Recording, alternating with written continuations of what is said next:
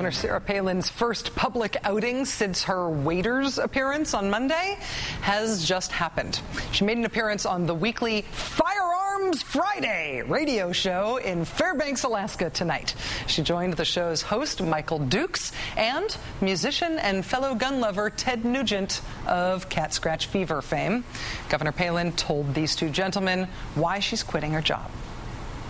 I'm going to have freedom now to fight even harder for Alaska, to fight for America, to fight for what's right, and to support other people who will have the freedom to cast the votes and administer the policies and the laws that we need to protect our Constitution.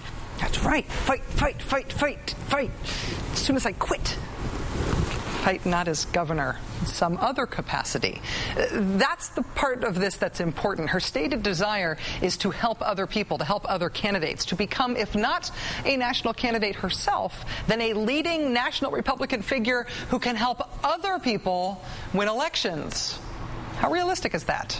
Joining us now is Anna Marie Cox, national correspondent for Air America Radio and contributor to Playboy magazine. Hi, Anna Marie. Nice to see you. Hey, Rachel. Cat scratch fever? Is this? Well, that would explain a lot, if she had it. Well, let me ask you about the central premise here. The Republican candidate running for governor in New Jersey right now says emphatically he doesn't want Sarah Palin anywhere near his campaign. The Republican running in Virginia implies the same thing, but sort of more nicely. Texas Governor Rick Perry says he would love to have her. Is that essentially the geographic sketch of Sarah Palin's influence from here on out?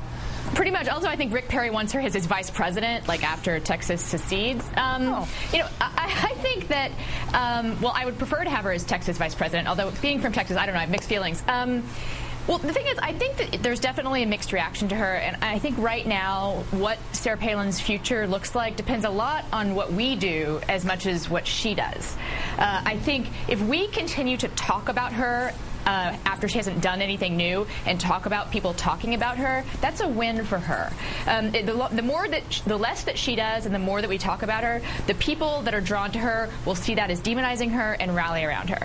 However, a friend of mine who's a GOP strategist said it, and I think he put it very well, she's like an ice sculpture. The more she's exposed to the elements, the faster she'll wear down. That part of... Go ahead. Well, see, and under that thinking, yes, she should go out and campaign. That would be fantastic. She might do great, but as the Magic 8 Ball might say, outlook not so good. Well, I was just thinking when you're saying that the one person I've seen really express total unbridled enthusiasm for her being on the campaign trail as much as possible with as many Republican candidates as possible is the head of the Democratic Congressional Campaign Committee saying, please, please, please, let's send her everywhere. I don't think that all publicity is good publicity. I think Joe Biden got a lot less publicity than she did as a vice presidential candidate, and Americans were left thinking that he would be a better choice for vice president, right? And that's what I'm saying. If she goes out and does stuff and we talk about it and analyze it, the chances are she's going to do something kind of stupid. I mean, the thing is, I think she has many faults, okay? We all do. She's arrogant and she's inexperienced, but those two traits haven't exactly kept people out of the White House lately. However, she's also really undisciplined, and all of the major scandals that have followed her, the things that have caused people in her own party to get upset are things that are a result of lack of discipline. Talking to some other GOPers today, someone mentioned the fact that she sniped back at Levi Johnston in U.S. Weekly. That's not very presidential, and sometimes being presidential and being a good politician isn't just about knowing what actions to take, obviously. It's about knowing what not to do.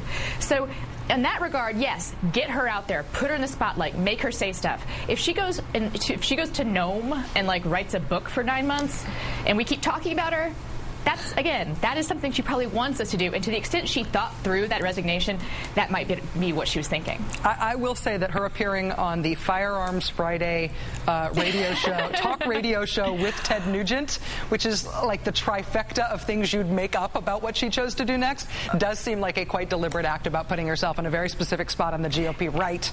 And so maybe she's playing us all.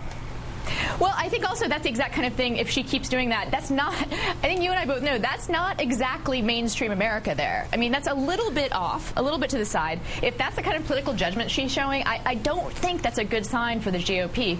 Again, most of the people I talk to who are in the sort of the center of the party, who are looking to the future, are not excited about her candidacy, and the people that are most excited about her candidacy are people who are looking forward to Obama's re-election. Anna Marie Cox, national correspondent for Air America Radio, contributor to Playboy magazine. Thank you very much for your time tonight. Have an excellent weekend. Have a good weekend, Rachel.